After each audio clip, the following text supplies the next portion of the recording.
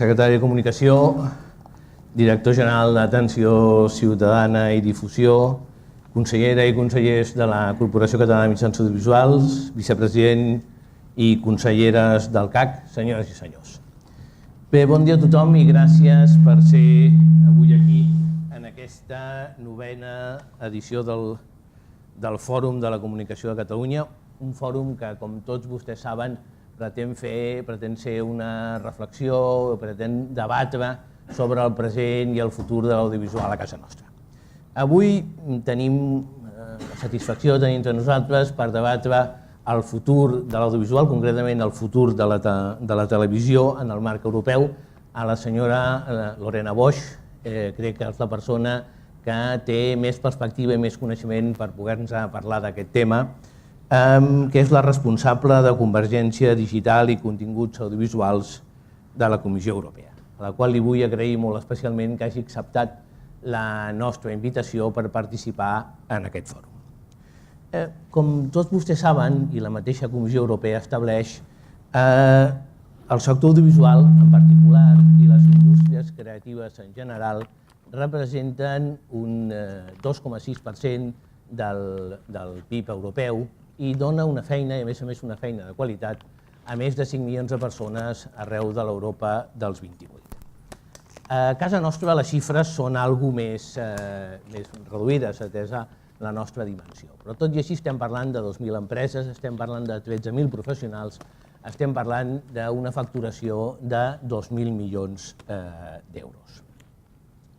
Tot i així, això representa poc menys de l'1% del nostre PIB. Per tant, si comparem amb les dades que em referia fa un moment, jo crec que encara tenim un llarg recorregut per fer. Em consta, a més, i tots vostès saben, alguns hi participen, que el clúster de l'audiovisual està fent una bona feina en aquest sentit i esperem que pugui progressar. Ara bé, voldríem remarcar també que el sector audiovisual és un sector important des del punt de vista econòmic, però també és important des del punt de vista cultural, o ha de ser important des del punt de vista cultural. Creiem que ha de tenir un paper important en allò que un sociòleg alemany, el senyor Ulrich Beck, comentava com la necessitat de tenir una veritable societat civil europea. Jo crec que aquí les indústries culturals hi han de jugar un paper. També un dels pares de la Unió Europea, el Jean Monnet, comentava la necessitat que tinguéssim una Europa en aquest cas federal, amb trets econòmics i amb trets culturals. I finalment, més recentment, i veient realment la globalització, hi ha un filòsof germano-coreà, un filòsof coreà que en aquests moments està assentat a Berlín, un senyor que es diu Byung-Chul Han, nom realment curiós, que parla de la necessitat de tenir un esperit europeu, la manca d'un esperit europeu. Per tant, per aconseguir aquest esperit europeu, per aconseguir aquesta societat civil europeu, creiem que l'audiovisual i concretament la necessitat de disposar d'un mercat audiovisual comú, això és important. I en aquest marc és on es planteja una de les iniciatives que segur que ens comentarà la ponent d'avui, que és aquest famós llibre verd, preparar-se per la convergència plena del món audiovisual, creixement, creació i valors. La idea de la comissió, coincident amb el que comentava fa un moment, és veure com es pot aprofitar el procés de convergència tecnològic per afavorir un mercat audiovisual comú. Un mercat audiovisual que sigui fort i competitiu davant d'altres potències en l'àmbit dels mitjans audiovisuals, evidentment m'estic referint als Estats Units. Es parla d'obrir el mercat, de passar d'unes lògiques nacionals o estatals a unes lògiques més pròpies del mercat comú. Es preguntava també, en aquesta consulta pública, es preguntava a la Comissió Europea quines conseqüències tindria aquesta convergència tecnològica en l'àmbit dels valors, que són propis del sistema audiovisual, però que també són propis de la Unió Europea. Estem parlant d'uns valors com la llibertat d'expressió, estem parlant d'uns valors com el pluralisme, la diversitat cultural o la pròpia protecció dels menors. Bé, el resultat d'aquesta consulta són 280 aportacions de molt diversa índole, de molt de diversa naturalesa, prestadors, productors, publicistes, naturalment també reguladors, l'Ofcom, el nostre homòleg belga, els portuguesos, els holandesos i també, naturalment, el Consell Audiovisual de Catalunya. El Consell Audiovisual de Catalunya que no va voler només respondre amb els seus propis coneixements, sinó que va intentar aglutinar també les preocupacions, els sentiments, les inquietuds del sector i traslladar a la Comissió Europea aquestes preocupacions. No m'extendré ara amb quines són les respostes que es van fer, estan a la pàgina web de la Comissió. Simplement dos apunts. Un primer apunt, la necessitat, des del punt de vista de les respostes que nosaltres vàrem formular, de fer efectiu aquest principi de neutralitat tecnològica, veure com es regula els sistemes lineals i els sistemes no lineals. Aquest és un tema important. La representant de l'EBU, de la UER, plantejava aquesta necessitat potser d'una nova regulació. Ella parlava de la reregulació, que és un dels temes controvertits en aquest àmbit, objecte de debat. I una altra qüestió important, molt fonamental, pel nostre sistema propi de comunicació, és veure com assegurem la pervivència, i no només la pervivència, sinó la prominència dels sistemes tradicionals actuals, dels canals tradicionals actuals, en un àmbit com el nostre, que té una dimensió més reduïda, un mercat més reduït i amb una llengua pròpia. Aquesta és una preocupació important en l'àmbit català, però no només en l'àmbit català. Els francesos, els alemanys, els suïssos estan també realment preocupats per aquest tema davant de l'entrada de nous actors, de nous players que aquesta globalització comporta i que aquesta nova oferta pot afectar en els, com dèiem, els canals tradicionals. Finalment, pel que fa a la qüestió dels valors que plantejava fa un moment, nosaltres hem insistit molt en un aspecte que considerem cabdal, com és la protecció dels menors. Saben vostès que és un dels eixos centrals, no només del CAC, sinó també d'altres autoritats reguladores, el que és estrictament l'àmbit de protecció dels menors. I aquí es plantejava una definició de menor compartida per tot el mercat únic digital, la necessitat d'harmonitzar, no només a nivell d'estat espanyol, que no ho està, sinó també a nivell de tota la Unió Europea, harmonitzar la qualificació de la programació per edats, i també avançar en els sistemes de codificació dels continguts i oferir eines eficaces del control parental. No només eines eficaces, sinó difondre aquestes eines. Sensibilitzar la societat, sensibilitzar els pares de la necessitat d'utilitzar aquestes eines de control parental. I finalment també un tema que per nosaltres és també important, que és la qüestió de l'educació en comunicació audiovisual. Aquesta és una de les altres qüestions a nosaltres hi vam fer una especial incidència. Per tractar tots aquests temes, per analitzar totes aquestes qüestions, òbviament tenim la Comissió Europea, un paper central, tenim l'agrupació que aglutina els reguladors, les autoritats reguladores europees, agrupades en una associació que es diu EPRA, i tenim recentment un grup de treball en l'àmbit audiovisual, a la pròpia Comissió Europea, amb la qual tenim la voluntat de col·laborar. Bé, com tots vostès saben, Catalunya històricament és un dels territoris amb més tradició europeista i jo crec que tenim la voluntat de col·laborar, d'insistir, de participar activa i decididament, això sí també amb la nostra pròpia veu, en afavorir una cada vegada major integració europea. Per això crec que en aquesta integració europea un dels elements claus, un dels elements importants és aconseguir aquest mercat comú, aquest àmbit comú en l'audiovisual, del qual jo crec que encara ens queda un llarg recorregut per treballar-hi. Per la meva banda, res més. Agrair novament a la senyora Lorena Boix que hagi volgut acceptar la nostra invitació i li cedeixo la paraula perquè pugui fer la seva intervenció.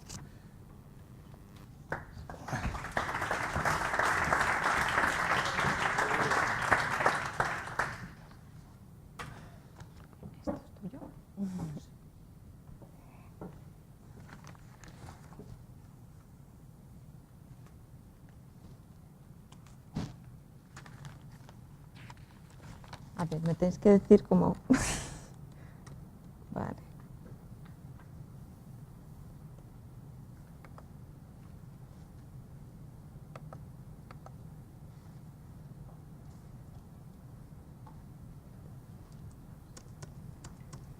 Dime cómo lo tengo. No.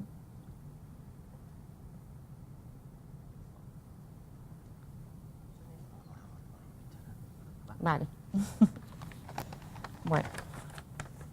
Bon dia. Abans de res, agrair al president del Consell de l'Audiovisual de Catalunya per la seva invitació, sobretot perquè és a Barcelona, que és no només la capital europea de l'innovació, recentment, sinó també una ciutat que m'estimo molt per qui viu part de la meva família.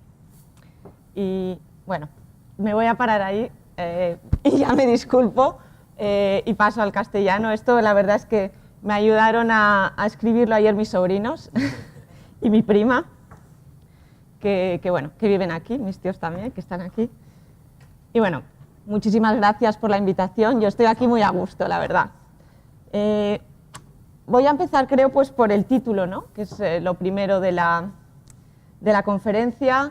Y la verdad es que yo los títulos nunca les he dado demasiada importancia. Cuando me invitan a dar conferencias siempre se me olvida, ¿no? Y siempre los organizadores me insisten, ¿pero cuál es el título? Y esta vez pues ha pasado un poco lo mismo y acaban siempre dándome el título los propios organizadores. En este caso fue lo mismo. Me llamaron, ¿qué te parece el futuro de la televisión en Europa? Digo, pues me parece muy bien. Y sobre todo me parece muy bien porque hablar del futuro de la televisión en Europa implica ya aceptar que la televisión en Europa tiene un futuro. Y esto, aunque parezca obvio, es algo que constantemente se está poniendo en tela de juicio. Yo hace 2 años que estoy en el puesto que estoy, los 8 años anteriores estuve trabajando para la Comisaría Europea Neelie Kroes y en temas relacionados siempre con los medios. Y ya yo creo que desde que existe Internet siempre sale alguien que dice, uy, es el fin de la televisión, ¿no? Se ha acabado la televisión, pero ahí sigue, hace 10 años que ahí seguimos. Yo creo que incluso recientemente ha habido declaraciones bastante fuertes. Hace un año Reed Hastings, que es el presidente de Netflix, él anunció que, bueno, que la televisión lineal tradicional, como la entendemos hoy, se iba a acabar, que se iba a reemplazar, bueno, los canales se reemplazarían por las apps, que ya no habría mandos a distancia y que todo sería pues, multipantallas, digamos. Algo más tarde, en una entrevista a Eric Schmidt, el presidente de Google, se le preguntó, ¿y usted cuándo cree que va a ser el fin de la televisión? Y él dijo, la televisión ya se ha acabado, la televisión ya ha muerto. Hizo estas declaraciones que fueron una bomba en el ámbito audiovisual.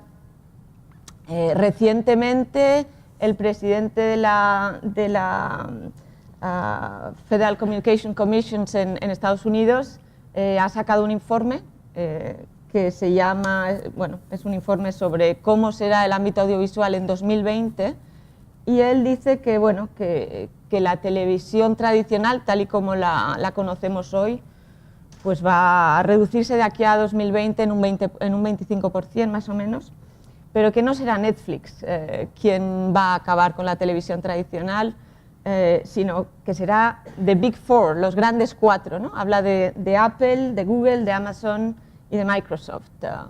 Y dicen, bueno, estas empresas están creando ecosistemas en lo que ya no es solo la pantalla de la televisión, es todo un ámbito en el que se crea una experiencia muy individualizada con el usuario. Estos son los que poco a poco irán reduciendo el ámbito de lo que es la televisión tradicional.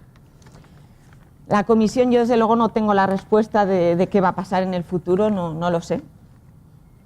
Pero bueno, si queréis lo que podemos hacer es mirar las cifras, algunas estadísticas que tenemos.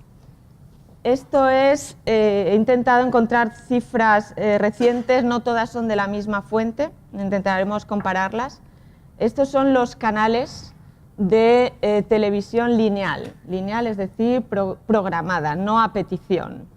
Es bastante interesante, pienso yo, ver la gráfica, ya no solo por ver, si veis la columna completamente a la derecha, es el total de canales por país, en España, Alemania, Reino Unido y Francia. Vemos, bueno, las cifras tampoco se van tanto, casi 1000 canales. Algo más interesante que ver son las dos cifras de la izquierda.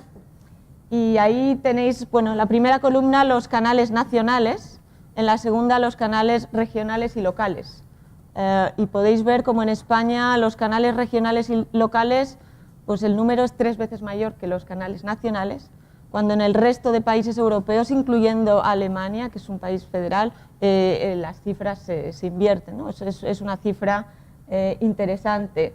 Algo interesante que ver también es cómo si existe un mercado único audiovisual, existe mucha exportación de contenido audiovisual, Reino Unido siendo el mayor exportador.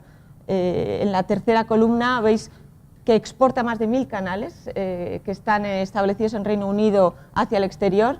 En España es más bien el contrario, canales que, digamos, que visan, no sé cómo se dice. Perdonad mi castellano también, normalmente suelo trabajar con documentos en inglés, así es que si digo algo malo, mal en castellano no os asustéis. Sobre todo canales que tienen como objetivo países extranjeros, hay unos 40, pero somos importadores de más de 800, ¿no? Pero bueno, el mensaje es que, bueno, pues no parece que haya muerto la televisión. Si miramos los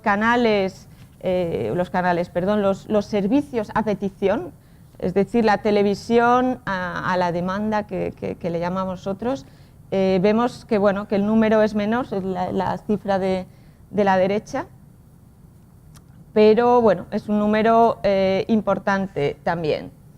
Pero bueno, el que haya muchos canales lineales no significa que se estén mirando mucho. Aquí tenéis, en cambio, las cifras. Estos son los minutos al día que se ve la televisión lineal, es decir, la televisión tradicional. Y bueno, veis, España es la línea azul, el Reino Unido la verde, Alemania la roja y Francia la violeta, creo que es. Y bueno, aquí veis que, bueno, desde 2010 las cifras son bastante estables. No hay, pese a lo que se anuncia regularmente es el fin de la televisión, no se ve ninguna cifra que caiga de forma radical, excepto quizá en Reino Unido. Sí es cierto que las últimas estadísticas dicen quizá este año es cuando empiece a bajar, porque se ve desde 2012. Pero bueno, lo que hay que tener en cuenta es que en 2012 hubo los Juegos Olímpicos, y lo que será interesante de ver cuando tengamos cifras de 2014 es qué pasará, ya que hay un campeonato mundial de fútbol, y esto suele ser así. Cada vez que hay un evento mundial en directo, las cifras vuelven a subir, y yo no sé si es por esto que la cifra sigue bastante estable. Si en 2014 bajan, entonces sí que quizá estemos ante una disminución del nivel de audiencia de la televisión tradicional. ¿Dónde va la gente? ¿Qué hace la gente que está mirando si no mira la tele? Algo que es interesante observar es que pese a que las cifras sean bastante estables o la disminución muy pequeña, lo que sí se puede observar es un incremento muy importante de la televisión a petición, es decir, contenido audiovisual que o no es en la televisión, o si es en la televisión es en la televisión conectada con acceso a internet, o es en el ordenador fijo o en otros aparatos. Aquí vemos los minutos que se ve el contenido audiovisual en un ordenador fijo. Incrementa muchísimo desde 2009 y ahora empieza a bajar. Es decir, la gente no está viendo contenido audiovisual, o está viéndolo menos poco a poco en el ordenador. ¿Dónde lo ven? Lo ven en los dispositivos móviles. Aquí es donde está yendo la gente, y sobre todo los jóvenes. No tengo cifras, desgraciadamente, recientes de otros países europeos. Reino Unido es el que saca más estadísticas constantemente. Estas son cifras de Enders, un estudio muy reciente, en el que se ve, bueno, la línea superior es el tiempo total de televisión, minutos al día, de contenido audiovisual. La línea roja es la televisión tradicional, se ve que baja, y esto es una perspectiva. Ellos es lo que piensan que pasará de aquí a 2020, y es que en efecto se verá menos la televisión tradicional, y lo que sube es ver el contenido audiovisual en otras pantallas. Bueno, es lo que ellos piensan, es sobre todo los jóvenes que están mirando el contenido audiovisual en otras pantallas, y esto es simplemente lo que os quería enseñar un poco como introducción.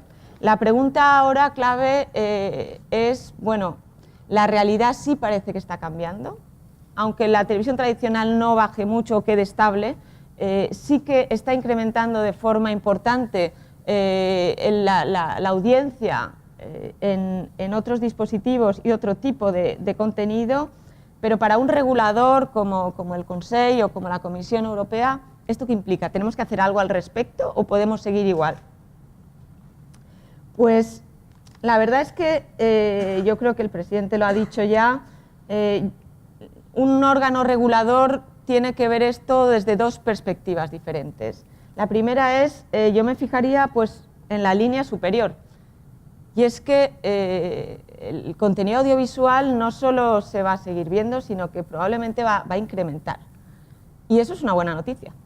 Es una buena noticia para la economía, es una buena noticia para el empleo, y lo primero que tiene que hacer cualquier órgano regulador o gobernante es potenciar eso, examinar el marco normativo y ver si hay algo que va a impedir a la empresa desarrollar ese potencial. Entonces tenemos que hacer una labor de decir, vamos a ver, esto va a ser posible.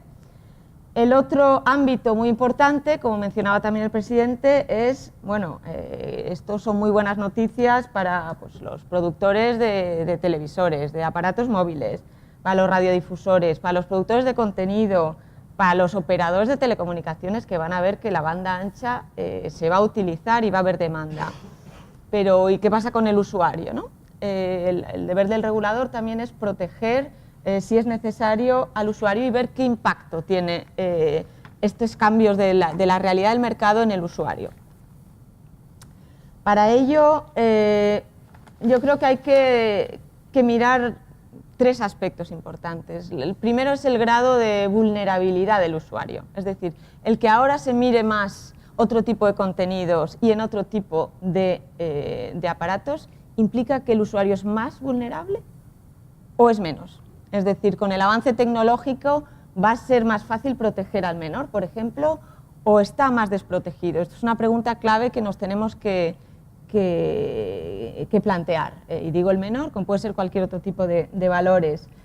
Algo importante también es el grado de expectativas.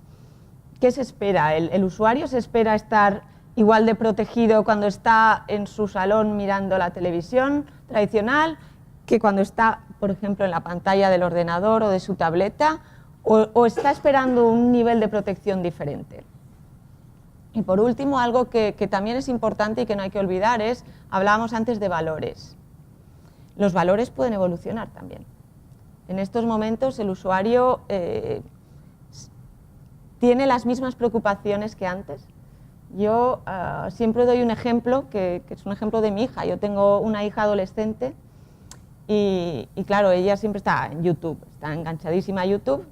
Y el otro día estaba yo en mi tableta y los de Google pues lanzaron una encuesta de satisfacción del usuario. Yo, como ella es la que usa YouTube, le dije, pues mira, Aitana, hazla tú. A mí me gusta siempre contestar estas encuestas porque así uno luego no se queja si le han preguntado. Y las preguntas que Google hacía sobre la utilización de YouTube eran sobre todo encaminadas a ¿te molesta la publicidad? ¿Tienes demasiado? Cuando sacamos la publicidad aquí en un banner o la sacamos aquí, ¿te está molestando? Yo estaba al lado de mi hija y yo quería poner sí, me molesta mucho, ¿no? Y ella ponía no. Y me sorprendió, bueno, ¿no te molesta? Y dice, no. Ella no solo conoce YouTube con publicidad y bueno, no le molesta. Entonces, bueno, temas como la privacidad, que a nosotros, o por lo menos a nuestra generación, a la mía, nos preocupan mucho, es posible que esto evolucione, que las nuevas generaciones a lo mejor no le den la misma importancia. Y esto es simplemente un ejemplo. Los valores pueden evolucionar. Puede que haya cosas que preocupen que antes no nos preocupaban demasiado. Así es que, por ejemplo, el Internet abierto, ¿no? El que todo el mundo, la libertad de expresión, es algo que tenemos que mirar también, qué está pasando en la sociedad, porque el regulador tiene que adaptar también su regulación. Entonces, para averiguar todo esto, ¿qué hicimos? Pues hace exactamente un año, hoy es el cumpleaños del Libro Verde, está bien que haya este evento para celebrar el cumpleaños del Libro Verde. ¿Qué es un libro verde? Bueno, en la comisión tenemos libros de muchos colores, ¿no? Tenemos libros verdes, libros blancos. El libro verde, pues yo creo que indica cuando está la cosa más verde, ¿no? Es decir, la comisión todavía no sabe qué quiere hacer. Y entonces, pues lo que hacemos es lanzar una consulta pública a todos los interesados en el tema para preguntar, bueno, ¿qué os preocupa? ¿Qué está pasando? ¿Qué creéis que debemos hacer? ¿Existe un problema o no? Y si existe un problema, ¿cómo solucionarlo? Es verdad que hay libros verdes y libros verdes, es decir, hay veces que la comisión, cuando publica el libro verde, más o menos tiene una pequeña idea de por dónde quiere ir. Yo os puedo asegurar que este libro verde es verde de verdad. Estamos haciendo preguntas y de verdad no tenemos ninguna idea preconcebida de qué queremos hacer. ¿Hay que cambiar la regulación o no? Estamos de verdad completamente abiertas. Hace un año se publicó. Hubo, como ha dicho el presidente, más de 200 respuestas, entre ellas las del Consell, que agradezco mucho. Y bueno, tal y como la consulta está ya cerrada, estamos ahora en la fase de análisis de las respuestas. Están todas publicadas, de hecho, en el sitio web. El libro verde, del mismo modo que indicaba que hay dos temas fundamentales que deben preocupar al regulador, uno, el mercado, otro, el usuario. El libro verde está estructurado de esa forma. La primera parte hace una serie de preguntas en un marco que se titula Crecimiento e Innovación, la otra es Valores. ¿Qué tipo de preguntas hicimos? En el apartado Crecimiento e Innovación, pues empezamos, la primera pregunta es una pregunta incómoda. Hicimos la pregunta políticamente incorrecta. Además, yo insistí mucho en que fuese así. La primera pregunta que hicimos es ¿por qué las grandes empresas americanas llegan a la Unión Europea y no tienen ningún problema? Ofrecen sus servicios a escala europea, incluso mundial, y no pasa nada. ¿Por qué la mayoría de empresas europeas se queda a un nivel nacional? Y normalmente en los documentos oficiales de la Comisión no solemos poner empresas americanas, porque políticamente no es correcto, se suele decir empresas de países terceros, del otro lado del Atlántico, usamos todo tipo de expresiones. Aquí yo insistí, no, quiero que aparezca empresas americanas, porque es la realidad, ¿no? Porque, bueno, existe un mercado, lo que nos dicen las empresas europeas, el mercado es que es muy fragmentado en la Unión Europea. Hay idiomas diferentes, las regulaciones son diferentes y esto cuesta mucho a una empresa atravesar la frontera. Vale. Exactamente el mismo marco regulatorio es el que se encuentran las grandes empresas americanas, porque ellos sí se lanzan, ¿no? Y esta es la pregunta incómoda que hicimos en el libro verde. ¿Qué otras preguntas hicimos en este ámbito del crecimiento y la innovación? Por ejemplo, el acceso a contenidos de máxima audiencia. Para ofrecer un servicio audiovisual, nos dicen muchas empresas, como no ofrezcas pues la liga de fútbol o grandes películas, los blockbusters de gran éxito americanas, no puedes hacer nada y tener acceso a los derechos es muy, muy caro. Existe ahí un problema de acceso, cómo solucionarlo, una pequeña empresa, cómo puede lanzarse a ofrecer un servicio si no tiene ese producto, y si hay un problema, cómo arreglarlo, el problema de la financiación del contenido. El contenido está evolucionando, existen unos sistemas de financiación y de promoción de contenidos europeos que la propia directiva obliga a que haya un porcentaje, por ejemplo, en la televisión lineal de contenido europeo, que suele ser nacional o regional. ¿Es un sistema adecuado? ¿Está funcionando? ¿Funciona en el ámbito de la televisión a petición o del contenido audiovisual a petición? Es una pregunta que se lanza. El acceso a las plataformas. ¿Y qué son las plataformas? Eso ya era la primera pregunta.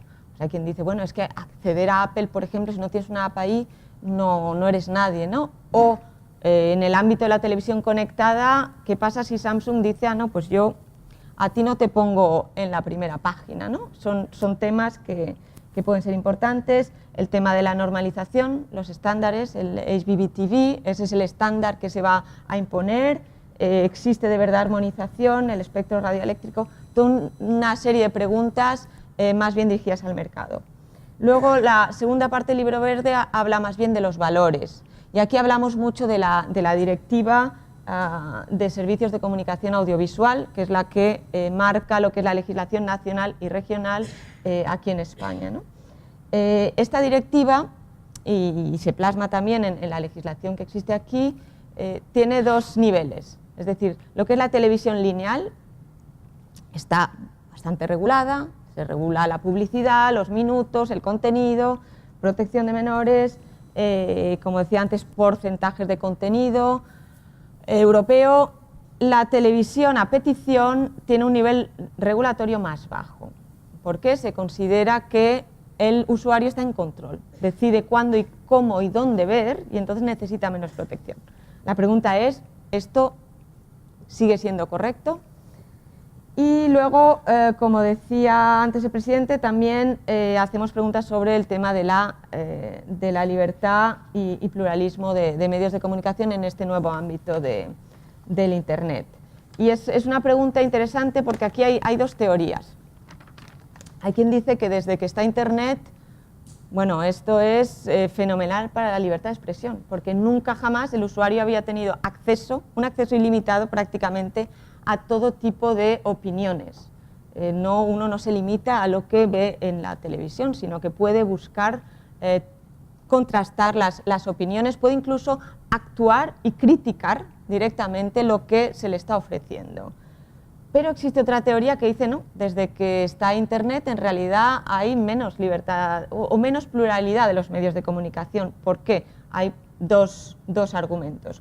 Uno es la abundancia de contenidos, es decir, es que hay tanto que, por ejemplo, el contenido de interés general, como puede ser la televisión pública, nacional o regional, pues a lo mejor uno no lo va a encontrar o no va a ir tan fácilmente a verlo. Otro argumento es el argumento de, bueno, es que ahora con los sistemas de búsqueda, las búsquedas son personalizadas y la gente recibe, precisamente por el filtro, únicamente lo que le gusta, lo que le interesa, lo que Google, por mencionarlo, directamente va a sacar en tus resultados búsqueda es lo que se acopla a tus intereses, porque tiene tus datos. Esto puede hacer que, bueno, que la gente pues, se acostumbre a ver solo lo que quiere ver y no tenga una amplitud de miras con respecto a otros puntos de vista. Es un debate que existe y hacemos la pregunta, ¿qué opina usted y qué deberíamos hacer si de verdad hay un problema? Bueno, se cerró la consulta, ahora estamos, como decía, analizando y lo que sí os puedo decir es cuáles son los grandes temas. Tras haber leído todas las respuestas, ¿qué es lo que de verdad va a marcar el trabajo de la comisión en los próximos meses, quizá años, ¿no? Pues bueno, el primero, y yo creo que no debe sorprender, es el campo de aplicación de la directiva.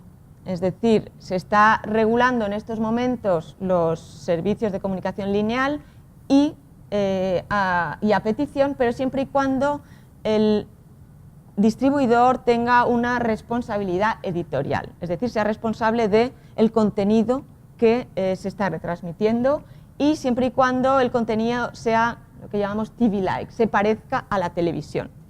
Ahora tenemos otro tipo de contenido, lo que la gente suele indicar es YouTube, por ejemplo, en el que, claro, la gente pone los vídeos. No hay responsabilidad editorial y es más, hay quien dice que no es parecido a la televisión porque son demasiado cortos, por ejemplo, hay quien interpreta así la legislación. Entonces la historia es, bueno, esta gente tiene que seguir siendo no regulada. En el momento en que veamos el mismo tipo de contenido, televisión lineal, y en una esquina de la televisión conectada veamos un vídeo de YouTube en el que no hay restricciones con respecto a la publicidad, ¿eso es algo correcto, sí o no? Y si no, ¿cuál debería ser la solución? Y ahí hay de todo. Hay quien te dice, no, habría que aplicar, hay que regularlos más, y hay quien te dice, no, lo que hay que hacer es regular menos la televisión lineal. Ya no es necesario el grado de protección y de regulación que existía antes. Hay quien dice, bueno, es que aunque queráis regular más, no vais a poder. Internet no se puede regular, es muy difícil. Lo que hay que ir es a la autorregulación, corregulación. Todo tipo de respuestas tenemos. Otro tema que va a ser muy importante es el tema de la jurisdicción. Es decir, la regulación actual se aplica a las empresas que están establecidas en la Unión Europea, si se trata de un satélite que tiene un enlace del satélite aquí, pero una empresa que está establecida fuera de la Unión Europea no está sometida a las reglas. Deberíamos cambiar esto, deberíamos hacer una aplicación extraterritorial de nuestras normas de publicidad. Es una pregunta muy difícil que vamos a tener, yo creo, dificultad en responder. No se plantea únicamente en el ámbito de la televisión, como sabéis, desde que está Internet ahí, esta pregunta es candente. Ahora que se está aprobando la Directiva de Protección de Datos, se plantea el mismo problema. Y la verdad es que a la hora de responder tenemos que tener en cuenta varias cosas. Por una parte, sí es cierto que hay empresas que están establecidas fuera y que retransmiten aquí, pero ¿qué porcentaje es? Porque, por ejemplo, iTunes está establecido en Luxemburgo, Google está establecido también en la Unión Europea, las grandes empresas americanas están aquí, con lo cual están, siempre y cuando presten servicios que se acoplen a la definición, están sujetas a las normas. Lo que no sabemos es el porcentaje que supone los que están fuera. Pero hay quien nos dice, bueno, ¿qué más os da el porcentaje? Si, por ejemplo, sabemos que hay parte de estas empresas que lo que están es distribuyendo contenido que puede ser dañino o perjudicial a los niños, incluso ilegal. Esta gente, aunque sea un porcentaje muy mínimo, hay que... Bien, pero ¿cómo? Podemos decir, vale, la ley se aplica, pero ¿qué haces? ¿Cómo aplicar la ley fuera? Si no tienes nada a que acogerte aquí, no puedes ponerle una multa al que está aquí, ¿no? Entonces son preguntas difíciles, tenemos propuestas de ideas de cómo solucionar el tema si de verdad es un problema importante. Otro problema, y este sí a la Comisión le preocupa, es el del principio del país de origen. Uno de los, pienso yo, grandes éxitos de la regulación actual es que cualquier empresa de radiodifusión o de distribución de contenido audiovisual establecida en cualquier estado de la Unión Europea no tiene que acogerse y adaptarse si quiere distribuir a nivel europeo a cada legislación nacional. Basta con que se adapte y cumpla la legislación del país donde está establecido y luego ya tiene libertad. Esto, claro, para la empresa ha supuesto esto es de verdad un mercado único y, como veíamos antes en las cifras, está funcionando. Hay ahora varios gobiernos que están poniendo esto en tela de juicio. Dicen, no, hay que ir al país de destino, es decir, que todas las empresas se acojan a la legislación de cada país. Yo, sinceramente, nosotros no estamos tomando posturas todavía sobre lo que hay que hacer, pero esto a mí sí me preocupa, porque esto claramente sería acabar con el mercado único, sería ¿para qué queremos una directiva, ¿no? Pues cada uno que se acoja a la legislación nacional. Como os podéis imaginar, la empresa está completamente opuesta a que esto se cambie. Otro tema es el de la protección de menores. Existe de verdad, por lo que vemos en las respuestas, una preocupación sobre cómo proteger el menor en este nuevo ámbito. Y lo que pasa es que las respuestas vienen de todo tipo. Pues hay quien dice hay que regular más, hay quien dice no, hay que ir más a la autorregulación, hay quien dice se tiene que regular de las dos formas, la televisión lineal y la no lineal. Tenemos todo tipo de respuestas. La promoción del contenido europeo es un tema también que preocupa. Y por último, lo que hablábamos antes, cómo es lo que se llama el must be found, es decir, cómo encontrar el contenido de interés público general.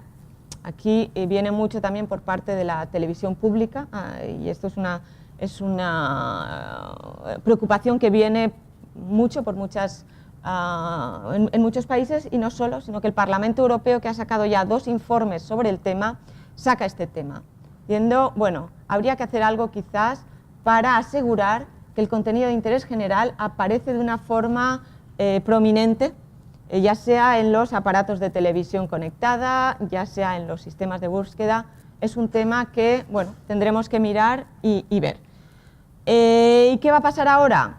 Pues bueno, este año publicaremos un documento que será simplemente un resumen de las respuestas, porque nos hemos tenido que leer más de 2000 páginas de respuestas, y entonces vamos a publicar un resumen para que sea más fácil a la gente. Esto lo haremos este año, y después este año ya no haremos nada más.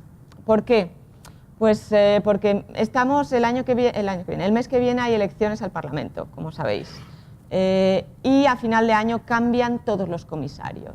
Es decir, este no es un año de tomar grandes decisiones, porque los que las toman están cambiando. Lo cual es más bien un momento de reflexión en el que estamos reuniéndonos con la industria, con los usuarios, hablando de las preguntas, con los reguladores, y a partir del año que viene es cuando se tomarán las decisiones si de verdad hay que cambiar el marco regulatorio o no, y si hay que cambiarlo, cómo hacerlo. Y yo creo que ya me callo porque os he soltado un rollo. Y nada, pues ahora, no sé, me siento aquí y voy a hacerme todas las preguntas que queráis. Gracias.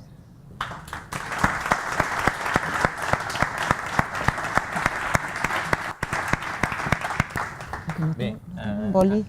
agrair-li una vegada més a la senyora Boix que hagi acceptat la nostra invitació. Jo crec que realment s'ha superat les expectatives. Els temes, com veieu, són molts, no? Com deia ella, potser a la seva intervenció, están una mica verds, sí, ¿no? Están realmente un poco verdes, están esbozados, pero realmente plantea muchos interrogantes y planteja bastantes incerteses y algunas preocupacions.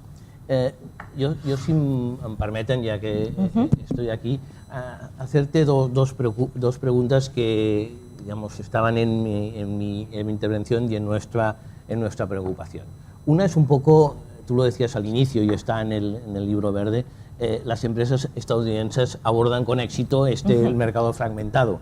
Esto es una preocupación realmente de la Comisión para ver qué se puede hacer para que sean las empresas europeas las que realmente tengan una situación que aborden con éxito este tema. Y lo otro es la última de los últimos temas en los cuales tú has comentado, el must be found. Esto preocupa extraordinariamente aquí, porque nosotros tenemos un sistema relativamente pequeño con dos televisiones, utilizando terminología más europea, regionales, nuestra terminología más nacionales. La televisión pública, ante esta gran oferta que hay, está preocupada en ese tema. Te decía que el otro día estaba en Zúrich, en el Eurorec, el representante escandinavo hablaba del drama escandinavo y hacía una imagen que realmente era una imagen bonita y que yo creo que refleja bastante la realidad. Decía, es que esto es una casa en la que hay puertas y hay ventanas, pero no hay paredes. Por lo tanto, está penetrando absolutamente todo, nosotros no sabemos. Y los suizos estaban en un nivel de su televisión de un 30%. 30% respecto a los alemanes, respecto a los franceses. Pero nosotros tenemos otro tema, y es que es el tema de nuestra lengua. Es decir, claro, nosotros, nuestra lengua es la única que tenemos con nuestros propios medios, sea la televisión pública nacional, ahí tenemos varios representantes de su Consejo de Gobierno, sea la televisión privada nacional, todas con dificultades, sea nuestra televisión local. Esto es nuestro ámbito de preocupación, no sé qué piensas sobre ello. Pues sí, son dos temas muy importantes, en efecto. El primero, la pregunta incómoda, como yo le llamo, ¿por qué las empresas americanas lo consiguen? La verdad es que hemos tenido respuestas de todo tipo, pero la mayoría iban en la misma dirección, que es la misma dirección la que indica también el Consejo en su respuesta, que es, hay dos tipos de problemas. Uno es más relativo al mercado en sí mismo y el otro a la mentalidad de la empresa. En cuanto al problema más relativo al mercado, lo que pasa con estas grandes, los The Big Four americanas, estas grandes empresas, es que bueno, ellas empiezan en un mercado enorme. Las empresas americanas empiezan en un mercado con más de 500 millones de usuarios que es homogéneo en Estados Unidos, se hacen grandes y entonces llegan muy grandes a la Unión Europea. Y el coste que implica para una empresa de una talla que no tiene el big pocket que tienen estas empresas americanas de adaptarse a las legislaciones nacionales es enorme, pero estas empresas americanas se lo pueden permitir. Yo diría que incluso les viene estupendo, ¿no? Porque son probablemente los que mejor se lo pueden permitir. Llegan, es más, ya han probado sus productos, ya saben todo y llegan aquí y tienen esa facilidad. Tienen también, se indica mucho en las respuestas, acceso a capital a riesgo, que es algo que aquí cuesta más, está más fragmentado, precisamente por la fragmentación de los mercados. Allí esto sucede de forma mucho más fácil. Hay también quien dice, bueno, precisamente porque las empresas americanas tienen la capacidad de establecerse donde quieren, se van a establecer precisamente en los países en la Unión Europea donde la legislación es mínima, sobre todo en temas fiscales. Y como sabéis, un tema que está en estos momentos siendo debatido en la Unión Europea, en la OECD, cómo arreglar este tema. Es uno de los temas que también han empujado a varios gobiernos de la Unión Europea a pedir que cambiemos el país de origen y vayamos al país de destino, para evitar que este tipo de empresas jueguen y hagan el forum shopping al que le llamamos. Luego hay problemas que son, yo creo, ya más de mentalidad. Y esto no ocurre únicamente en el ámbito audiovisual. Yo creo que es conocido que en Estados Unidos las empresas tienen menos miedo al fracaso, prueban más, y sobre todo en un ámbito como este, en el que está cambiando el mercado constantemente. El otro día leí en la prensa que Netflix, por ejemplo, en 2 años había cambiado como 5 veces de modelo de negocio. Pero se atreve y dice, bueno, este no me funciona, cambio completamente el modelo de negocio. Esto en Europa pasa menos. La empresa parece que tiene más miedo a cambiar radicalmente si no le funciona algo o si fracasa a volver a empezar. Es algo que se suele decir, ¿no? Se habla también del contenido.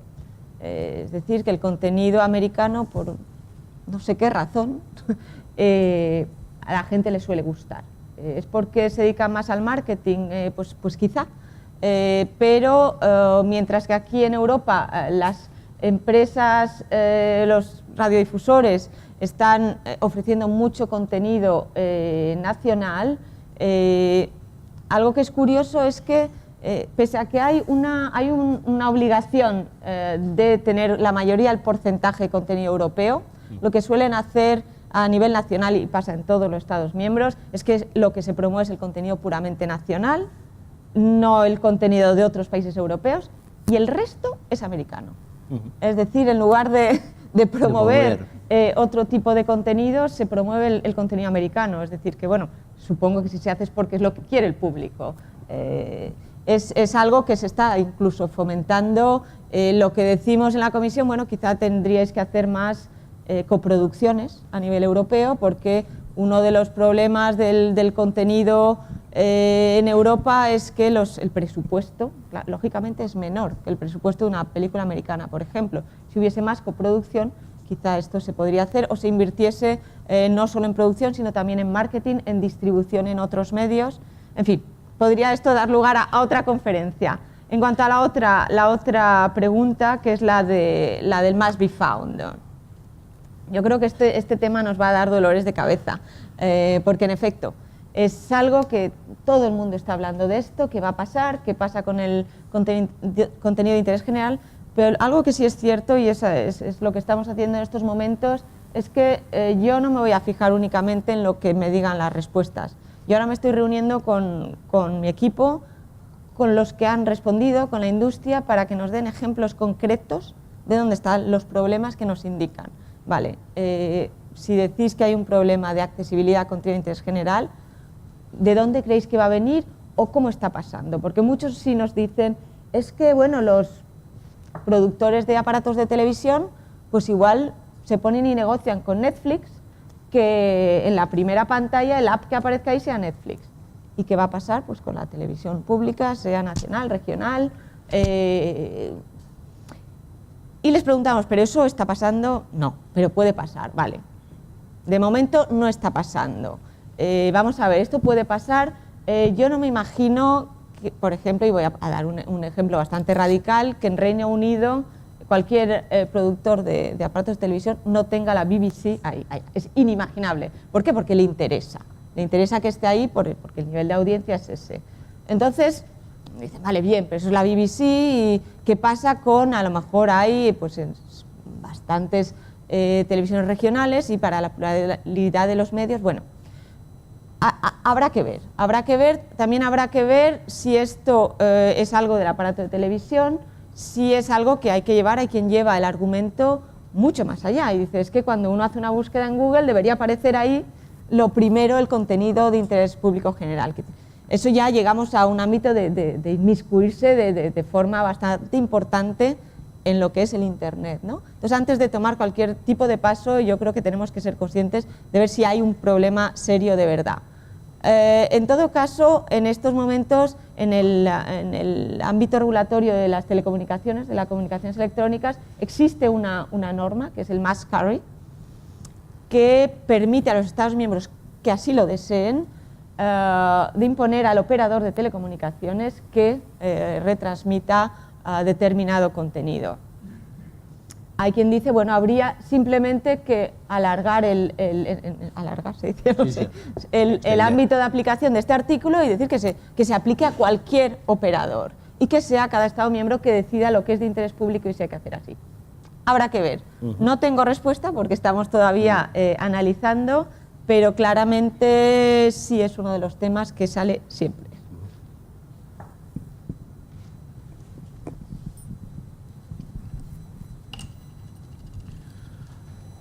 Hola, buenos días.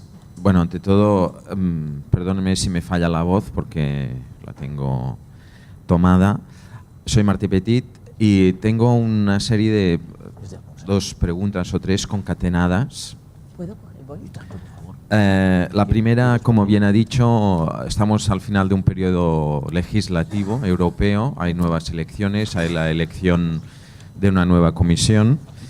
Por lo tanto, los políticos del Parlamento Europeo y de la Comisión van a cambiar y ante este cambio, ¿qué papel tiene la estructura administrativa de la Comisión Europea, digamos, para garantizar una cierta continuidad o no en los temas que se han planteado? Porque el Ejecutivo Europeo saliente está dejando las carpetas abiertas. Entonces, aparte del factor que todavía no podemos prever del resultado de las elecciones y de la composición de la nueva comisión, la estructura administrativa, ¿qué papel juega? Entonces, se han dejado bastantes temas abiertos, se ha comentado una posible revisión y actualización de la directiva para ampliar su perímetro de actuación.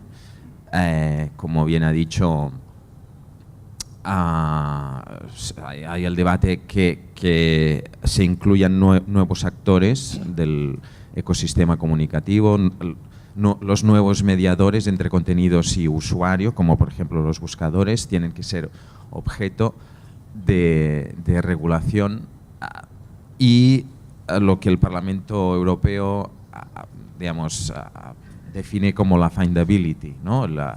Más allá de las normas más carry, las normas más be found. ¿Cómo cree que va a evolucionar la cuestión? Aparte que hay un factor impredecible que son los resultados del Parlamento Europeo.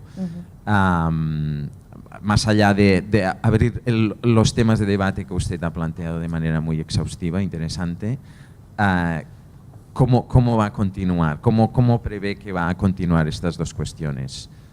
Gracias. Vale. La verdad es que afortunadamente en la Comisión Europea la estructura administrativa, cambie quien cambie, sigue. O sea, yo no voy a perder mi puesto de trabajo, gracias a Dios. Mi jefe tampoco y su jefe tampoco. Es decir, que lo que es la estructura administrativa sigue ahí, los que cambian son los comisarios, que son los que su papel es dar un empuje político, más que jurídico o económico. El trabajo de fondo, pues somos los curritos de abajo que estamos ahí. Y el papel que va a tener mi unidad va a ser cuando llegue el nuevo o la nueva comisaria, decir, mira, esto es lo que hay. Aquí hemos hecho este trabajo, hemos recibido todas estas respuestas. Este es nuestro análisis de cómo está el mercado, de qué puede pasar. Y luego el comisario o la comisaria pues es inevitable, yo creo que es, bueno, como los ministros, y sobre todo en estos temas tan delicados, que estos son temas que afectan mucho a, pues eso, a la pluralidad de los medios, a la cultura, el toque político yo creo que es inevitable, pero lo que está claro es que esto no se hace así. Bueno, pues mira, a mí me gustaría ahora, no, esto la Comisión cuando saca una nueva legislación o una propuesta de adaptar la legislación existente, siempre hace un análisis de impacto. Es algo bastante gordo en lo que tienes que, en un documento así, decir, bueno, si yo cambio A, el impacto en el mercado o el impacto en el usuario, el impacto en los derechos fundamentales, que también se incluye en el análisis de impacto, va a ser el siguiente. Es decir, que por mucho que cambie, lo que es la base y el fundamento tiene que estar ahí. Así es que yo creo que sí, en efecto, tenemos que esperar porque es normal. Es normal. A mí me viene muy bien esperar porque hay mucho trabajo que hacer.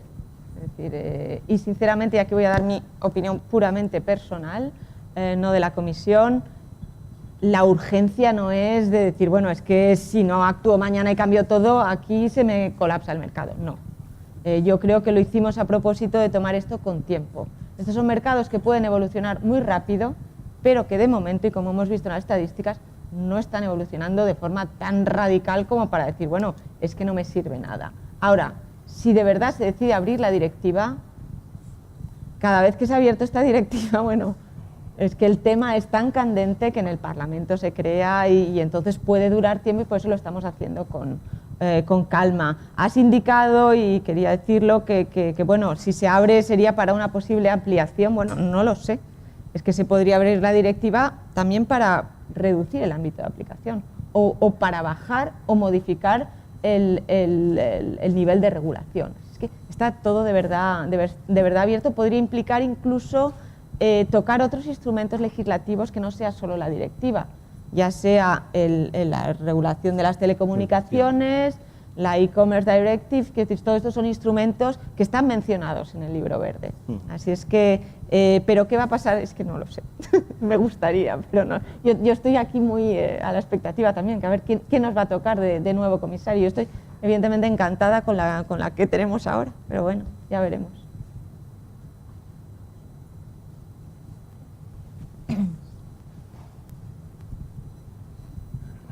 Hola, buenos días. Me llamo Oriol Porta, trabajo en el sector audiovisual y multimedia en diferentes ámbitos. Quería hacerle una pregunta en relación a un tema global, qué pasa con los operadores, con los grandes operadores, sobre el tema del predominio de contenidos americano y tal, de cara a la protección un poco, en cambio, de otra de las bases de la Unión Europea, que es la defensa de la cultura local, de las culturas locales, digámoslo así, en Europa, que son muchas, y entonces desde el punto de vista de la producción, de cómo la producción local, las diferentes producciones locales, tenemos que hacerlo, luchar y muchísimo, pues, para posicionar de algún modo las producciones ante la avalancha de contenido americano. Y entonces, en relación a esto, quería preguntarle, supongo que está al corriente de que en el Parlament Europeu, en el Parlament català está empezando a circular ya una ley de imposición de un impuesto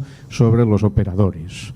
Entonces, en esto también sé que la Comisión Europea ha tenido posiciones, bueno, que hay un gran debate entre qué es lo que hay que respetar más, si el derecho a la diversidad cultural o la apuesta, también lógica, por la innovación, las nuevas tecnologías, las redes y todo esto. En este sentido, pues sabrá que la Comisión Europea demandó de algún modo una ley similar a la que se empieza a trabajar aquí en Francia, ¿no? De también imponer un impuesto sobre los operadores de cara a la producción audiovisual.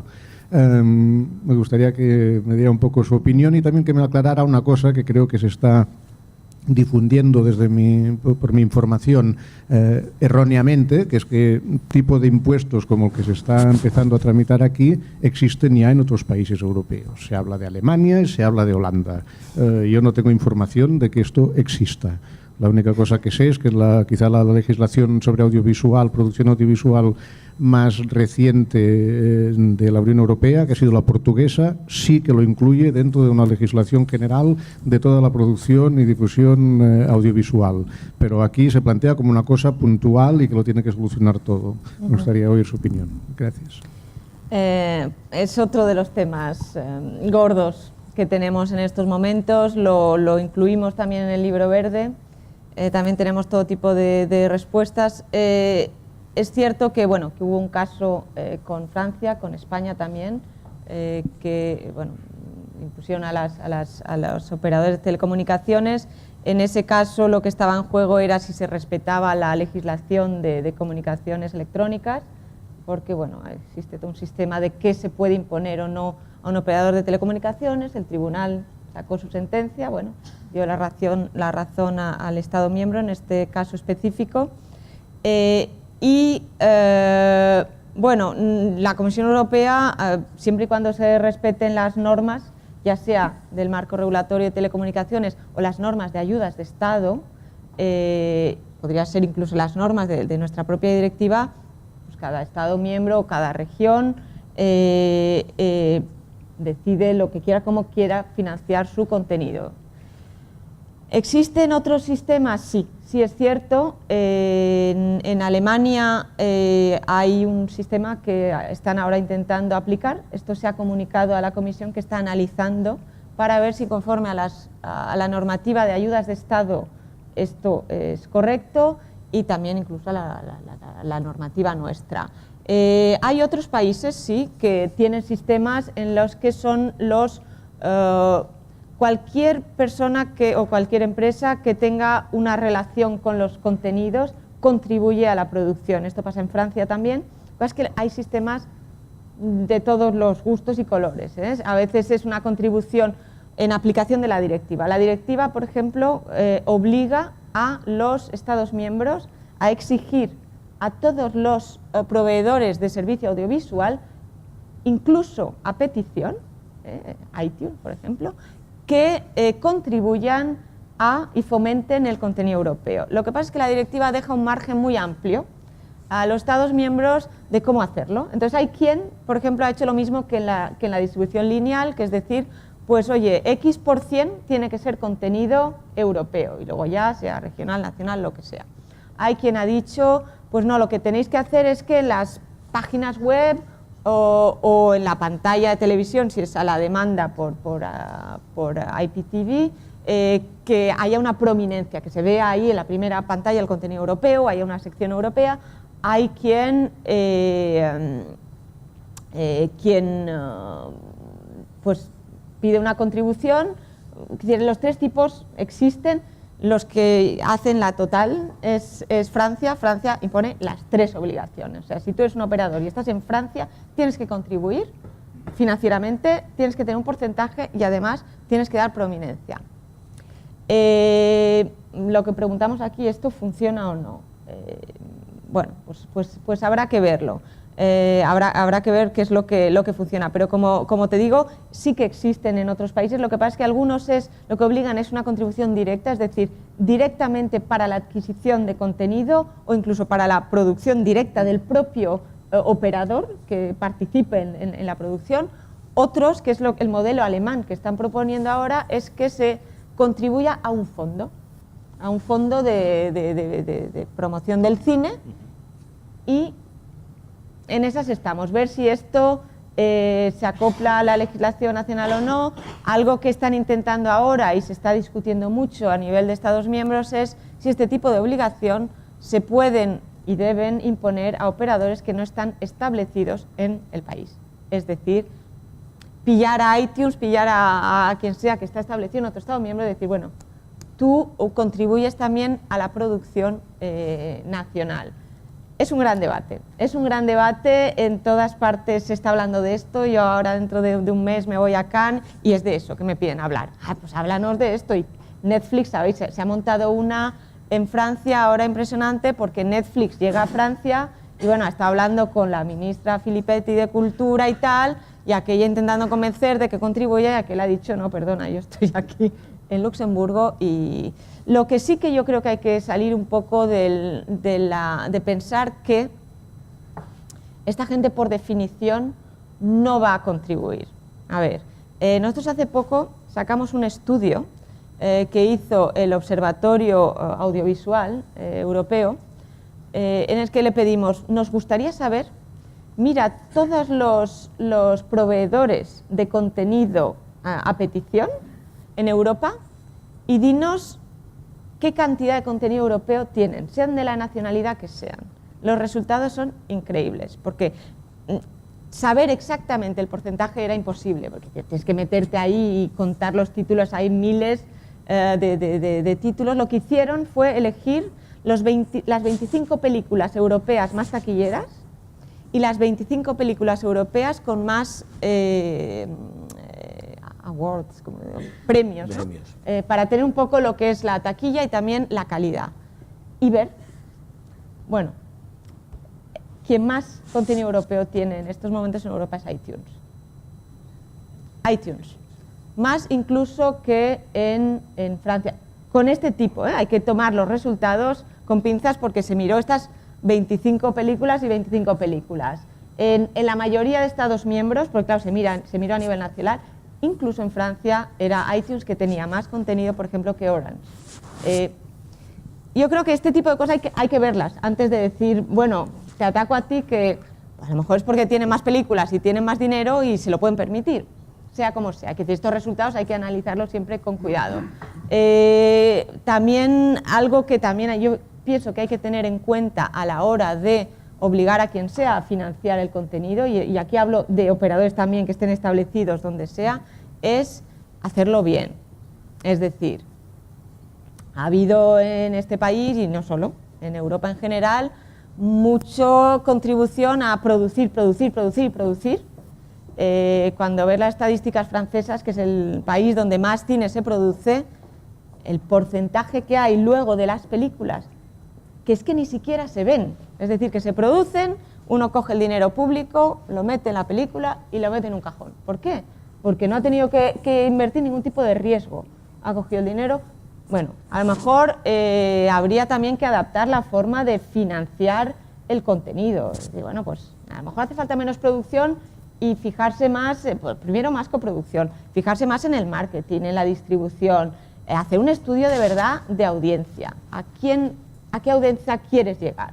Que a lo mejor me parece muy bien que uno quiera solo una audiencia nacional, pero hace un estudio bien de mercado. Hay quien dice que si Netflix, por ejemplo, que está invirtiendo en contenido, ellos invierten en contenido, lo que pasa es que es el contenido que ellos quieren, que bueno, tienen tantos datos sobre el usuario que saben lo que le gusta al usuario. Entonces, bueno, pues producen lo que el usuario quiere. Netflix está coproduciendo con la cadena pública noruega, creo que es. Es decir, que hay que ver también cómo evoluciona y antes de imponer un modelo a todo el mundo, vamos a lo mejor un poco a replantearnos si este modelo de verdad funciona. Como me enrollan las respuestas, espero haberte respondido. ¿Qué más?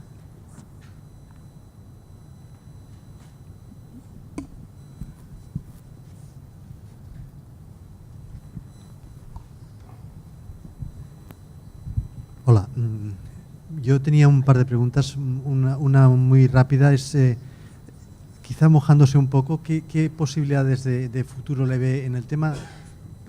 Son dos preguntas. La primera es esta. En el tema de Internet y de protección a menores, ¿qué idea hay? ¿Autorregulación, corregulación, sobre todo para temas de estos de YouTube y cosas de ese estilo, ¿no? Y la segunda, que no se ha contestado del todo, ¿hay algún sistema en lo que decía regional, nacional, de protección a casos como el catalán, danés o los países escandinavos, protección a la cultura y al país, digamos, un poco en este sentido, ¿no? Bueno, en cuanto a la primera, la protección de menores, ese es un tema complicado, porque, como decía antes, hay una preocupación. Yo creo que es de las preguntas que hemos hecho donde de verdad se ve una clara tendencia a decir, bueno, el status quo no nos gusta, creemos que el status quo regulatorio no es el adecuado.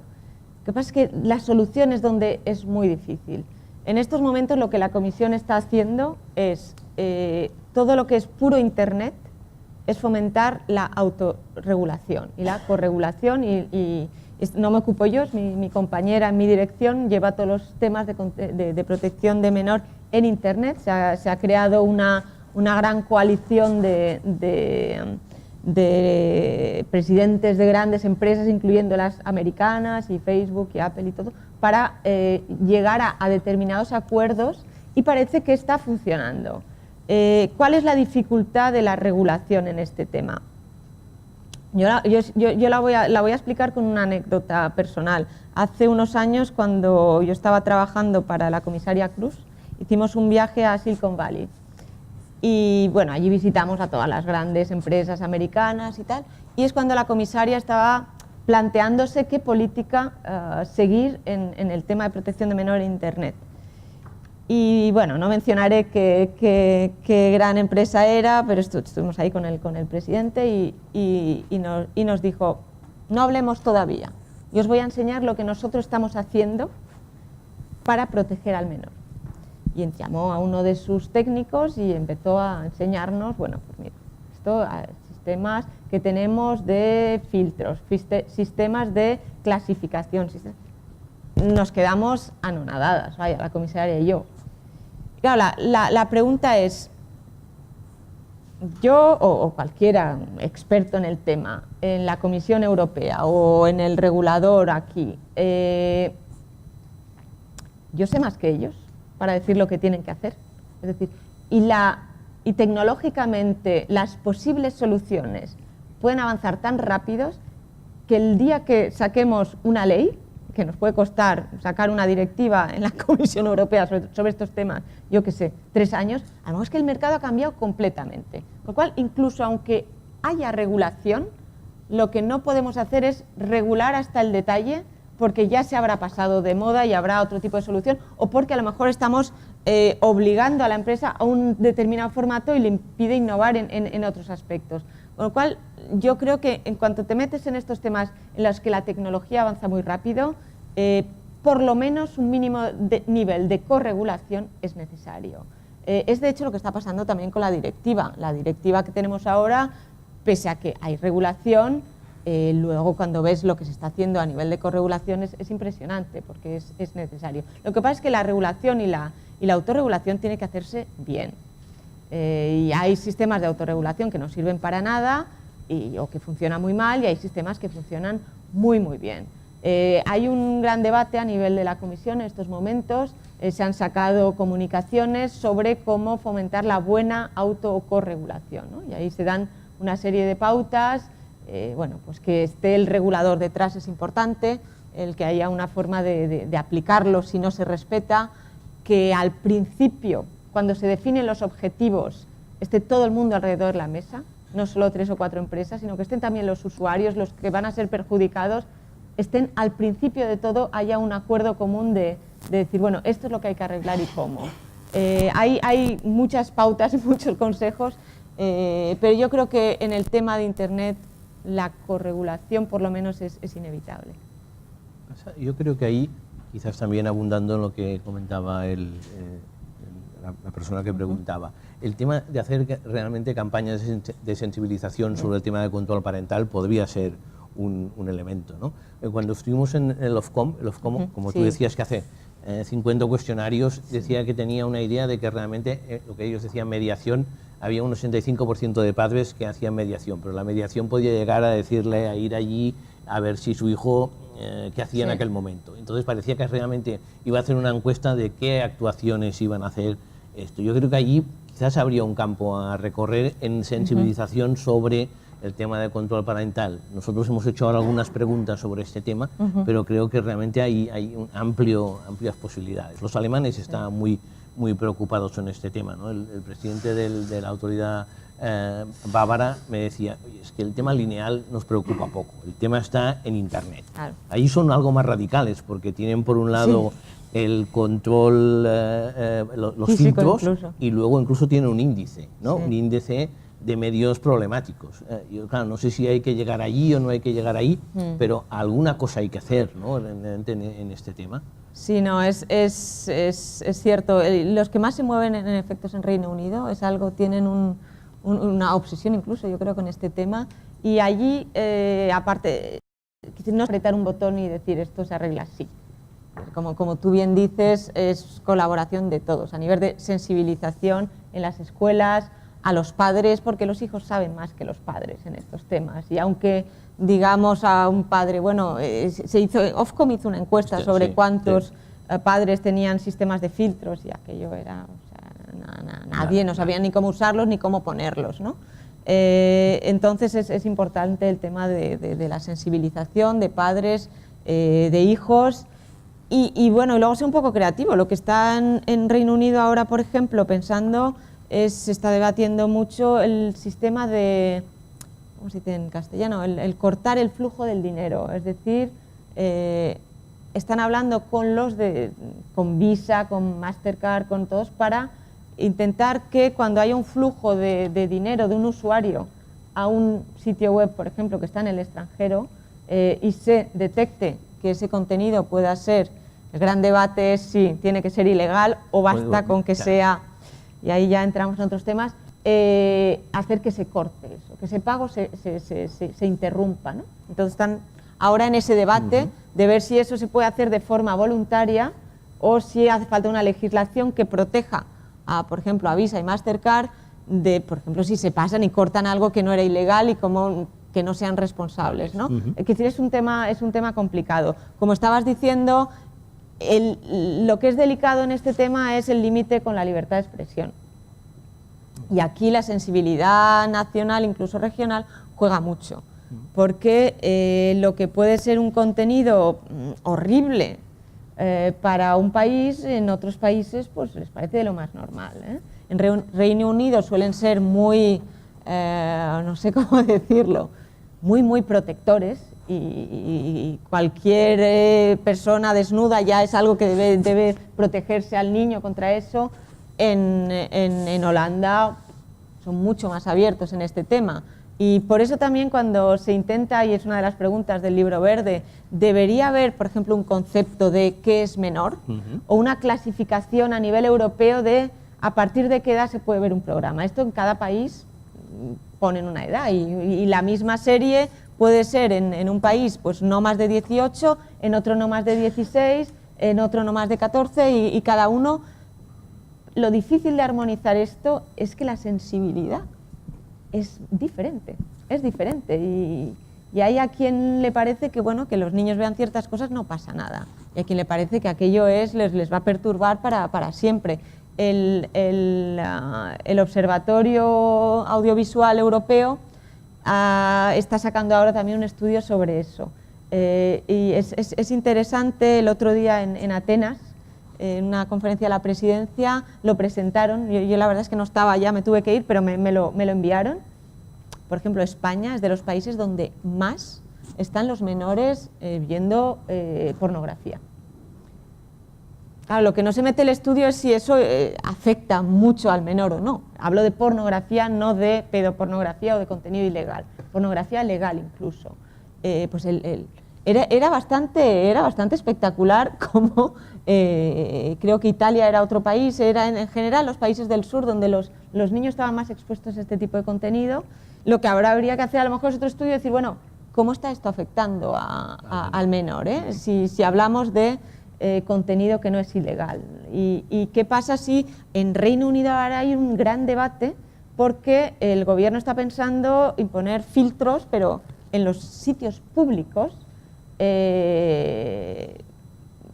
sobre contenido que aunque no sea ilegal pueda ser afectar al desarrollo del menor, contenido pornográfico. Y hay un gran debate porque hay quien dice, bueno, es que esto no es ilegal y poner un filtro impide también al adulto verlo, ¿no? Y bueno, el debate y el límite con la libertad de expresión es importante. No he contestado a tu otra pregunta sobre la protección de la cultura a todos los niveles.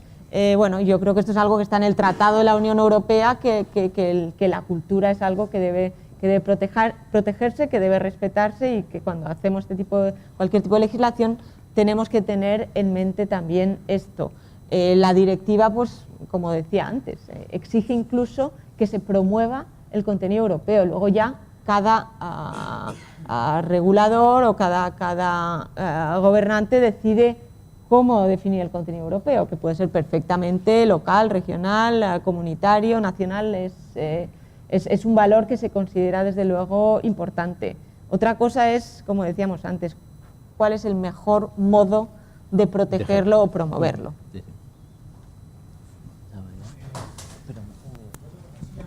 Un minuto, que perdona'm un moment, teníem allà una paraula. Jo no l'havia vist, perdona. Després el d'això. Te robo un poco. Y tanto, todo lo que quieras. Buenos días. Buenos días. Yo le felicito por su conferencia porque ha sido realmente muy interesante. Sin embargo, a mí veo que existe en Europa una preocupación por la invasión de la cultura cinematográfica, televisiva, etcétera, de los Estados Unidos. Pero es que los Estados Unidos trabajan solo en una sola lengua, que es el inglés. Y además las productoras piensan en que su producto va a venderse a todo el mundo, es decir, a la India, a África, a grandes partes de Asia, a Europa también, etcétera, ¿no? Sin embargo, Europa no tiene este chip para pensar este tipo de cosas, porque hay una multitud de lenguas y entonces pues los franceses producen en francés, los italianos en italiano, los alemanes en alemán, con otra mentalidad de producto, digamos, para vender en su país, mucho más que buscar otras latitudes. Bien.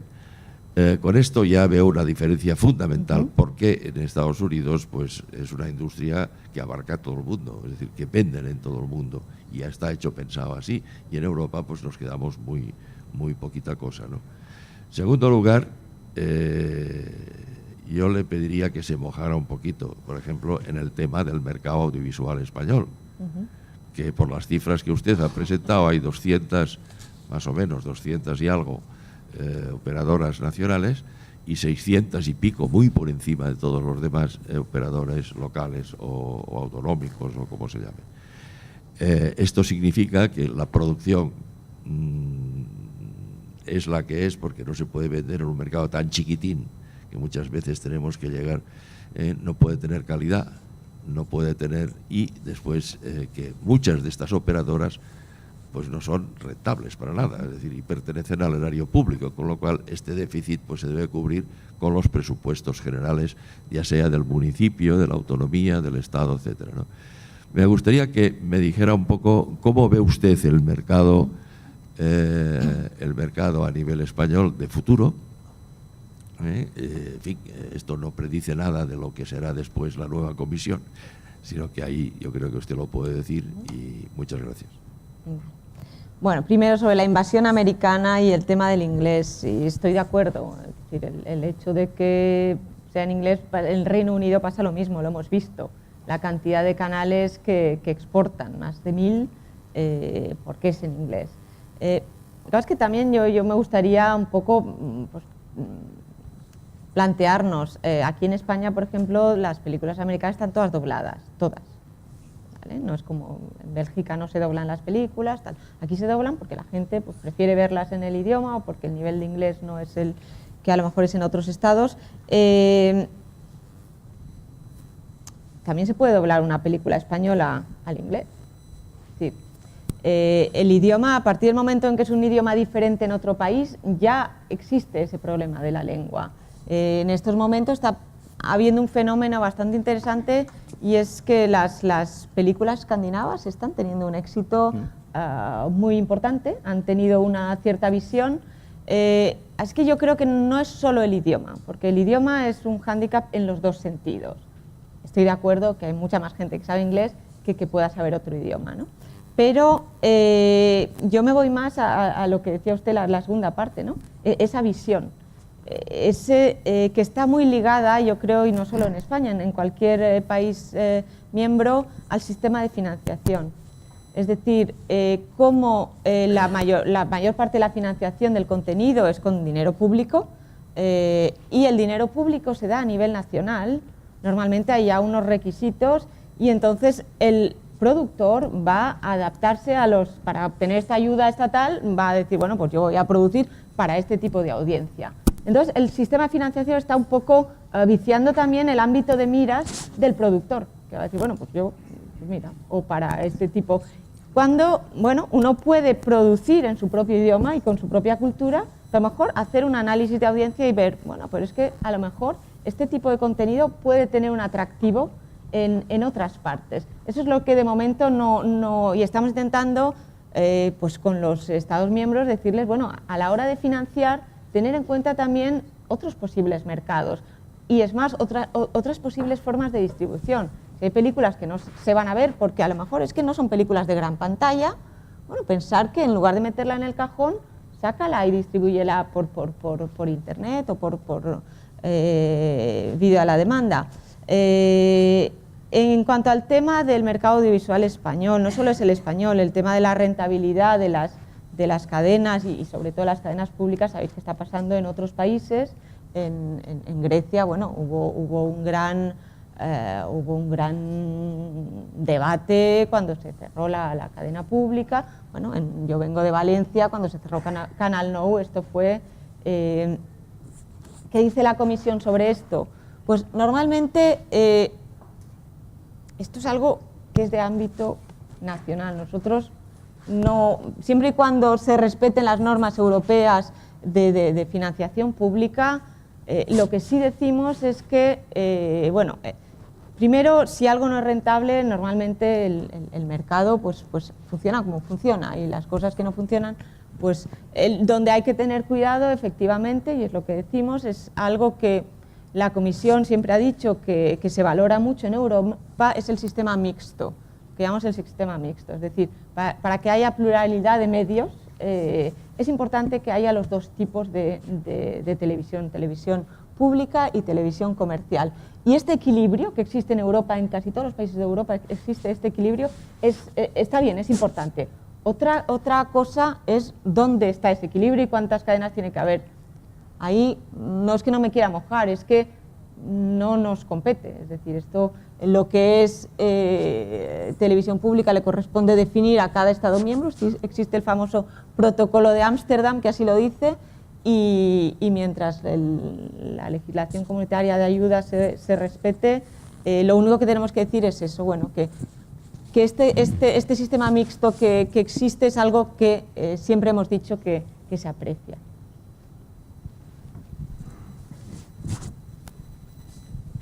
Hola, buenos días. Mira, me voy a presentar. Yo soy Luis Boza, trabajo en TAC, que es una asociación de usuarios de medios de comunicación audiovisual. Estamos en Euralba, presidimos, ya lo sabes, ya conoces, sí, hemos estado contigo. Sí. Bien, entonces hay un tema en el que estamos trabajando con el Ministerio de Industria aquí en España, un tema muy interesante de cara al tema de la protección del menor, que es el etiquetado digital en origen de todos los contenidos audiovisuales, ya sea en el mundo del cine, de la televisión, de internet, etcétera, ¿no? Bien, este es un tema muy importante, muy difícil, pero se trata de objetivar toda esa problemática que tú decías, decir, bueno, sensibilidades diferentes en toda Europa, bien, pero hay a lo mejor una posibilidad de ponernos de acuerdo en calificar los contenidos con una serie de estándares objetivos, y que esto sea por ley una necesidad, ¿vale? Entonces, yo lo que te quería preguntar es, primero, nosotros estamos haciendo un estudio en cómo está este tema en Europa, del etiquetado, tenemos ya muchos datos, pero hay un tema que nos preocupa y es cómo ve en la Unión Europea, cómo se ve esto, ¿no? Es decir, pues claro, es un tema complejo, complicado y que a las empresas es muy exigente para las empresas. Es cierto, bueno, Euralba es una institución que aprecio mucho, siempre siempre os invitamos cuando queremos saber la opinión del usuario, está funcionando muy bien.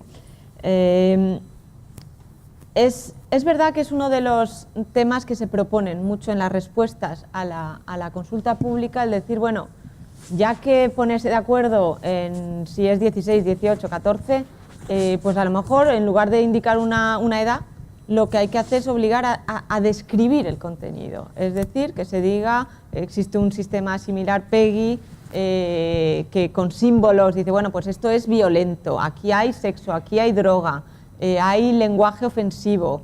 Y luego ya que el padre o la madre tomen la responsabilidad de decir, bueno, a mi hijo no me molesta que vea algo con contenido sexual o que vea algo con contenido violento, pero es una responsabilidad compartida. Es cierto, es una solución interesante. Mi compañera que lleva los temas más de puro internet es algo que está dentro de su diálogo con las empresas. Es más, ellos van más allá a decir incluso el contenido, ¿cómo se dice en castellano? Autogenerado, el del propio usuario, que ahora el contenido que hay en internet no solo es de empresas, es que los propios usuarios están colgando vídeos. Y una solución también es pedirle, bueno, pues que Google les diga, bueno, antes de meterlo, describe cómo describes tú este contenido que vas a meter. El otro día en esta conferencia en Atenas, los compañeros de la cadena de Mediaset en Italia, ellos tienen un portal parecido a YouTube y es lo que hacen. Antes de colgar un vídeo dentro, se te hace una serie de preguntas y tú tienes que describir el contenido. Entonces te hace preguntas, ¿considera este contenido pues, violento? Y es verdad que es una posible solución. Yo personalmente lo veo bien, como digo, aquí aún no hemos tomado medidas, que es lo que se tiene que hacer, pero es interesante, sí.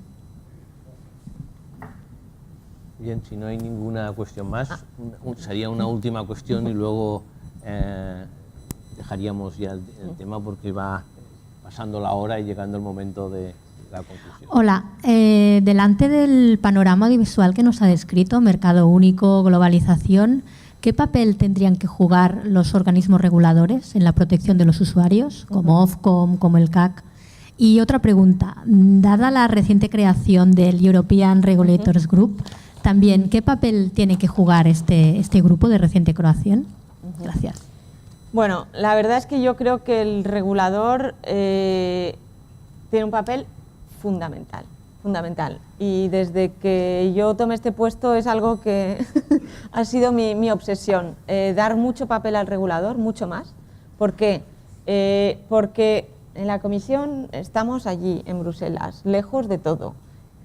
¿Quién nos puede contar de forma más objetiva que el regulador qué está pasando a todos los niveles? Para nosotros es una fuente de información esencial, sobre todo en estos momentos que estamos viendo si es necesario o no cambiar la ley, pero es que además el regulador es el que al fin y al cabo está aplicando la ley. Entonces, para mí personalmente y la comisión pues también, porque así lo hemos hecho, es muy importante. Sí es cierto también que el nivel de implicación del regulador en Europa varía muchísimo. Bueno, en este país no había regulador nacional hasta hace nada. Es decir, estaba el Consejo, estaba el de Andalucía y erais vosotros los que veníais a Bruselas. Sí. Es decir, hasta ese punto, es que no el resto de regiones yo no sabía. En fin, más que cuando hacíamos cuestionarios al gobierno nos preguntábamos cómo está pasando esto aquí. En los nuevos países miembros, por ejemplo, y es normal, en los que no había esta tradición, ni siquiera existía un regulador antes, vienen con menos experiencia. Entonces, el papel del regulador es muy importante por dos razones. Una, porque, bueno, sobre todo en estos momentos que estamos planteándonos posibles cambios, es fundamental que el regulador esté con nosotros para tener información y para que nos explique de verdad qué problemáticas se están enfrentando. El segundo papel muy importante del regulador es el ayudarse unos a otros. Es decir, que los que tienen más experiencia, como el Consejo, que lleva muchos años, puedan decirle al húngaro, por ejemplo, oye, nosotros las cosas las vemos así. O ya ellos lo aplicarán como sea, pero el intercambio de experiencia es algo que los nuevos reguladores nos están pidiendo mucho. Precisamente por eso, hemos creado este grupo. A mí me parecía extraño que hubiese un organismo de reguladores para telecomunicaciones, para postal, para espectro, para competencia. Es que existe para todo y que en cambio para el sistema audiovisual había pues unas reuniones informales que hacíamos, que eran muy interesantes. Entonces lo que hemos querido es formalizar eso y darle mucha más fuerza y un papel muy importante y muy relevante. Además, cuando lees las respuestas al libro verde, claro, directamente ves que los reguladores normalmente vienen con una cantidad de información muy importante. Para mí es muy importante. Muy bé, doncs, moltes gràcies a tothom per assistir a aquest acte. Jo crec que realment ha estat molt interessant veure les problemàtiques que hi ha en aquesta qüestió. Lo difícil es, yo creo que lo difícil es trobar las soluciones y trobar las soluciones más adecuadas. Yo espero que entre todos, lo encontraremos, liderados por vosotros, lo podamos encontrar. Y muchas gracias a la señora Lorena Bosch por su magnífica, por participar y por su magnífica intervención. Gracias. Gracias.